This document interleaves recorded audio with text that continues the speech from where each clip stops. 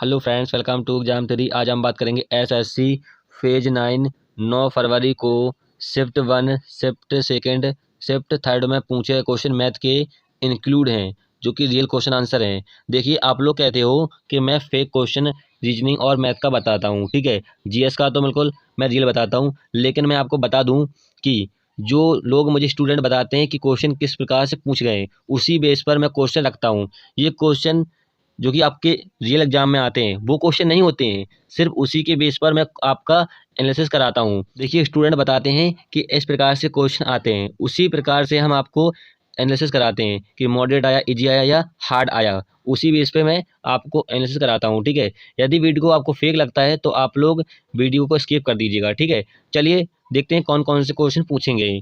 पहला क्वेश्चन है, देखिए यहाँ पर फ्रेंड्स आपको इस प्रकार से क्वेश्चन पूछा जाता है एग्जाम में, ठीक है। लेकिन यहाँ पर वैल्यू चेंज थी, आप लोग देख लीजिए क्या था वैल्यू में, ठीक है। देखिए, इस प्रकार क्वेश्चन में क्या करना होता है, जो अंडर रूट के अंदर 7 वैल्यू लिखी है, कोई भी अंक लिखा है तो हम पहले उस अंक को लिख लेंगे। आपको पता है कि अंडर रूट की वैल्यू क्या होती है, 1/2 होती है, ठीक है। तो जितने भी अंडर रूट है इस पे वो हम उसमें लिख लेंगे। यहाँ पर अंडर रूट पावर में अंडर रूट 1/2 अंडर रूट, इस प्रकार से लिख लेंगे जितने बार अंडर रूट चढ़ा हुआ है, ठीक है। और मल्टीप्लाई कर देंगे, कितने बार है, 6 बार है, ठीक है। तो 6 बार कर लेंगे हम यहाँ पर। 2 दूनी 4, 4 दूनी 8, 8 दूनी 16, 16 दूनी 32, 32 दूनी 64 है। तो 7 की पावर 1/64 हो जाएगा, ठीक है। आपको कहना है अभी आपका आंसर नहीं आया है, हम 64 में से एक को घटा देंगे और ऊपर लिख देंगे 7 63/64 पावर में, ठीक है। पावर में लिखना है, ये आपका आंसर हो जाएगा, ठीक है। इस प्रकार से आप लोग क्वेश्चन को कर सकते हो। चलिए अगला क्वेश्चन देखते हैं। अगला क्वेश्चन आ गया आपकी स्क्रीन पर। अगला क्वेश्चन पूछा गया था इस प्रकार से, एक 800 मीटर लंबी ट्रेन 90 किलोमीटर घंटा की गति से चलती है। यदि एक ब्रिज को 50 सेकंड में पार करती है तो ब्रिज की लंबाई मीटर में कितनी है। मीटर में कह रहा है, मीटर में कितनी है। देखिए फ्रेंड्स, इस प्रकार क्वेश्चन कैसे करना है। देखिए, यहाँ पर 90 किलोमीटर को पहले हम चेंज करेंगे मीटर प्रति सेकंड में। तो 90 किलोमीटर को हम चेंज कर लेते हैं। कैसे चेंज करते हैं, 5/18, इसका मल्टीप्लिकेशन करेंगे, काट देंगे, 5 टाइम्स जाएगा, यहाँ पर कितना आ जाएगा, 25 मीटर अपॉन सेकेंड आ जाएगा, ठीक है। जो कि आपकी स्पीड निकल के आ गई। आपका कहना फॉर्मूला होता है आपका D = ST, मैं कल भी आपको बताया था, ठीक है। तो आपको ट्रेन की लंबाई कितनी दी गई है, 800, और हमें किसकी लंबाई निकालनी है, ब्रिज की लंबाई निकालनी है। तो यहाँ पर एक्स हमने ब्रिज की वैल्यू मान ली। यहाँ पर स्पीड आपको कितनी दी गई है, 25, और यहाँ पर समय कितना है, 50 सेकेंड। इनका यदि मल्टीप्लिकेशन करेंगे कितना आ जाएगा, 1250, ठीक है। अब यहाँ पे क्या करेंगे हम, एक्स इक्वल टू साइड ले जाएंगे, 800 घटा देंगे तो आपकी ब्रिज की लंबाई निकल के आ जाएगी, कितनी आएगी, 054 मीटर निकल के 450 ब्रिज की लंबाई होगी। क्लियर है, जो कि आपका आंसर हो जाएगा। चलिए अगला क्वेश्चन देखते हैं। अगला क्वेश्चन पूछा गया था आपके एग्जाम में, एक समबाहु त्रिभुज का क्षेत्रफल 25√3 वर्ग सेंटीमीटर, इसकी भुजा सेंटीमीटर में ज्ञात करनी है, ठीक है। सेंटीमीटर में कह रहा है इसकी भुजा कितनी होगी, ठीक है। तो आपको पता है समबाहु त्रिभुज का क्षेत्रफल क्या होता है, √3/4 A², ठीक है। A² का मतलब भुजा, ठीक है। ए है भुजा यहाँ पर। तो यहाँ पर आपका क्षेत्रफल दिया गया है आपको, ठीक है, समबाहु त्रिभुज का कितना दिया गया, 25√3, ठीक है। तो हम √3 काट देंगे और यहाँ पे मल्टीप्लिकेशन करेंगे, यहाँ पर तो A² = 100, ठीक है। A = कितना हो जाएगा, 10 हो जाएगा, क्योंकि हम जो स्क्वायर है इस साइड ले जाएंगे तो 1/2 में आएगा, और इसका मतलब आपको पता है रूट होता है, रूट करेंगे 100 का कितना आएगा, 10 आ जाएगा। तो आपका जो भुजा आई है कितनी, 10 सेंटीमीटर, करेक्ट आंसर हो जाएगा। चलिए अगला क्वेश्चन देखते हैं। अगला क्वेश्चन पूछा गया था आपसे, 2 पेन प्रत्येक को 20 रुपए की दर से खरीदे जाते हैं। दुकानदार एक को 25% के लाभ पर बेचता है और दूसरे को 25% की हानि पर बेचता है।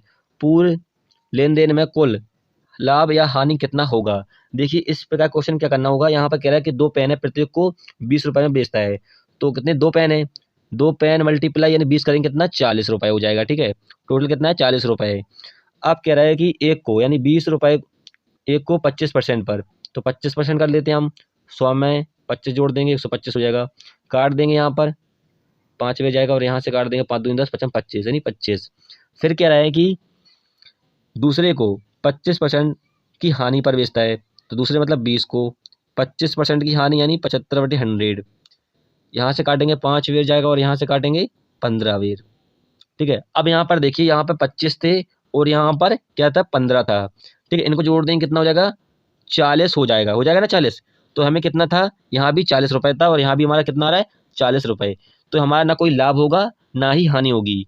ठीक है, यदि यहाँ पर आता 40 और यहाँ पर 35 आता हमारा, ठीक है, तो हमें कितने की 5 रुपये की हानि होती। ठीक है, या फिर यहाँ पर क्या 45 आता, 45 और यहाँ पर 40 है तो हमें 5 रुपये का लाभ होता। समझ में आया? चलिए अगला क्वेश्चन देखते हैं। अगला क्वेश्चन है, एक रेफ्रिजरेटर का क्रय मूल्य 13,400 रुपये है। यदि हानि प्रतिशत 4% है तो रेफ्रिजरेटर का विक्रय मूल्य कितना है? देखिए यहाँ पर कह रहा है कि क्रय मूल्य आपको दिया गया है। ठीक है, तो 4% की हानि होती है। ठीक है, 4% की हानि होगी यानी 96 डिवाइड बाई 100। ठीक है, ऊपर होता है सेलिंग प्राइस यानी विक्रय मूल्य, नीचे होता है सीपी जिसे बोलते हैं क्रय मूल्य। ठीक है, अब यहाँ पर आपको क्रय मूल्य दिया गया तो 100 प्रेजेंट कर रहा है आपको कितना 13,400। दो बिंदी से दो बिंदी काट देंगे और विक्रय मूल्य ऊपर दिया है आपको। ठीक है, तो 134 में मल्टीप्लाई कर देंगे कितना 96 का, तो आपका विक्रय मूल्य निकल के आ जाएगा। क्योंकि सेलिंग प्राइस जिसे बोलते हैं विक्रय मूल्य ऊपर है और आपका कॉस्ट प्राइस जिसे बोलते हैं क्रय मूल्य, कॉस्ट प्राइस नीचे दिया गया था। ठीक है, 100 शो कर रहा था आपको कितने 13,400 को, दो बिंदी से दो बिंदी काट दी हमने। अब आपका 134 मल्टीप्लिकेशन कर देंगे 96 का, आपका आंसर हो जाएगा। ठीक है, तो यहाँ पे कर लेते हैं 134 मल्टीप्लाई 96, चौको 24, 18 2 20 2 8 मल्टीप्लाई चौको 36 3 27 0 3 9 12। ठीक है, तो आपका 6 8 12 आपका आंसर हो जाएगा 12,864 करेक्ट आंसर हो जाएगा। चलिए अगला क्वेश्चन देखते हैं। अगला क्वेश्चन आ गया आपकी स्क्रीन पर। अगला क्वेश्चन है, एक खिलौने को अंकित मूल्य के 20/31 पर बेचने से 20% की हानि होती है। खिलौने के अंकित मूल्य और क्रय मूल्य का अनुपात कितना होगा? देखिए यहाँ पर कह रहा है 20% की हानि, तो हम 20% लिख लेते हैं। यहाँ पर काट देंगे कितना जाएगा 1/5। ठीक है, जब भी हानि होती है तो हम 5 में से 1 को घटाते हैं, ऊपर लिखते हैं और 4/5। यदि लाभ होता तो हम 5 में 1 को जोड़ते और 6 हो जाता, तो 6 लिखते ऊपर बटे, ठीक ऊपर लिखते हैं यहाँ पर। ठीक है, लाभ होता है, लेकिन यहाँ पर कह रहा है हानि की, तो कितना होगा 4/5 होगा। ठीक है, हानि कह रहा है। अब यहाँ पर कह रहा है कि अंकित मूल्य कितना 20/31 दे रहा है आपको। ठीक है, कितना 20/31, तो 4 से काट देंगे 4 पंचे 20, तो कितना हो जाएगा 25/31, क्योंकि यहाँ पे मल्टीप्लिकेशन होगा। ठीक है, तो 25/31। अब यहाँ पे कह रहा है कि अंकित मूल्य और क्रय मूल्य का अनुपात, तो कितना हो जाएगा 31:25, क्योंकि आपको अंकित मूल्य नीचे दिया गया है। ठीक है, और क्रय मूल्य आपको ऊपर दिया गया है, तो आपका आंसर हो जाएगा 31.25। क्लियर है? चलिए अगला क्वेश्चन देखते हैं। रमेश और सुरेश एक्स और एक्स प्लस 2,000 रुपये के साथ साझेदारी में प्रवेश करते हैं। सुरेश 8 महीने के बाद अपना निवेश को निकाल लेता है। यदि 1 वर्ष बाद भी उनका लाभ बराबर होता है या है तो एक्स का मान ज्ञात कीजिए। ठीक है, तो एक्स का मान ज्ञात निकालना है। यदि हमने रमेश को आर मान लिया और सुरेश को एस मान लिया, ठीक है, यहाँ पे कह रहा है रमेश ने एक्स रुपये साझेदारी की और इन्होंने सुरेश ने एक्स प्लस 2,000। ठीक है, अब यहाँ पे कह रहा है कि सुरेश 8 महीने बाद आता है, तो 8 का मल्टीप्लाई कर देंगे। और यहाँ पे कह रहा है कि यदि 1 वर्ष के बाद, 1 वर्ष की बात कर रहा है, तो ये 12 वर्ष के लिए लगाए होंगे इन्होंने। ठीक है, काट देंगे यहाँ से 4 तिया 12 और 4 दूनी 8, 4 दूनी 8, तो यहाँ पे हो जाएगा 3x equal to 2x plus 4,000। Multiplication कर दिया ना यहाँ पे हमने। ठीक है, 2 का मल्टीप्लिकेशन और यहाँ पर 3x का, तो 2x इधर आएगा, कितना हो जाएगा x इक्वल टू 4,000, तो आपका करेक्ट आंसर हो जाएगा 4,000। ठीक है, यहाँ पर आपसे x का मान ज्ञात करने के लिए पूछा है। ठीक है, यदि आपसे पूछता है कि सुरेश का कितना है, तो 4,000 ऐड कर देंगे, 2,000 में कितना हो जाएगा 6,000। क्लियर है? चलिए अगला क्वेश्चन देखते हैं। अगला क्वेश्चन है, एक पाइप दूसरे पाइप की तुलना में एक टंकी को 3 गुना तेजी से भर सकता है। यदि 2 पाइप एक साथ 36 मिनट में टैंक को भर सकते हैं तो धीमा पाइप ए अकेले टंकी को कितने समय में भरने में सक्षम होगा? देखिए यहाँ पर कह रहा है कि 2 पाइप हैं, तो हमने यहाँ पर 2 पाइप ले लिए ए और बी। फिर कह रहा है यहाँ पर 2 पाइप की तुलना में एक टंकी को 3 गुना तेजी से भरता है, तो यहाँ पर मैंने मान लिया कि यहाँ पर कह रहा है कि दूसरा पाइप मतलब तेजी से भर रहा है, ठीक है, और पहला पाइप स्लो भर रहा है, ठीक है। तो यहाँ पर 3 गुना कर लिया मैंने, ठीक है। इनकी जो क्षमता दी गई है, ठीक है, 1/3 यानी 1:3। अब यहाँ पे कह रहा है कि 2 पाइप एक साथ, तो मैंने मान लिया A + B दोनों 36 मिनट में भरते हैं, तो यहाँ पे 36 मिनट में मैंने यहाँ पे लिख लिया।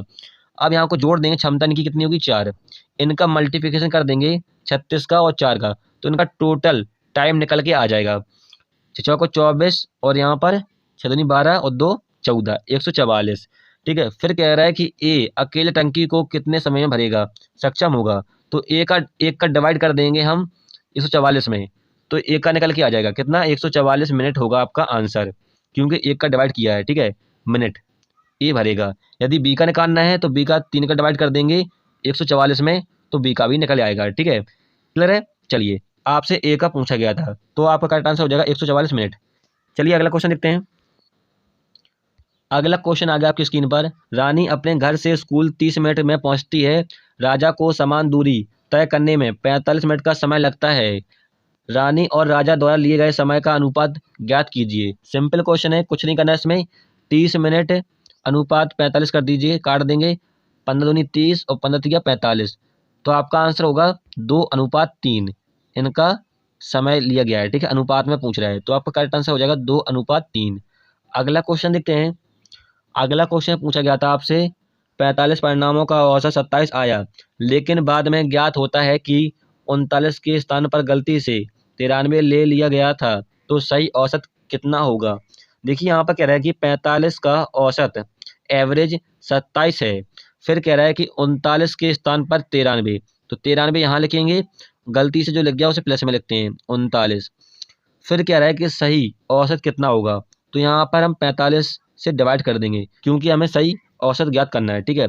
अब हम क्या करेंगे, यहाँ पर अलग अलग लिख लेंगे, नहीं तो कैलकुलेशन बहुत हार्ड हो जाएगी, ठीक है। यहाँ पर अलग अलग कर लेते हैं, यहाँ पर इस प्रकार से, और यहाँ पे घटाएंगे कितना हो, माइनस की 54/45, ठीक है। यहाँ 45 से 50 काट देंगे हम, और यहाँ से 9 छक्के 54, 9 छक्के 54 और 9 पना 45, 5 एकम ऐसे फिर काट देंगे, 5 एकम 5 और 5 दूनी 10, ठीक है।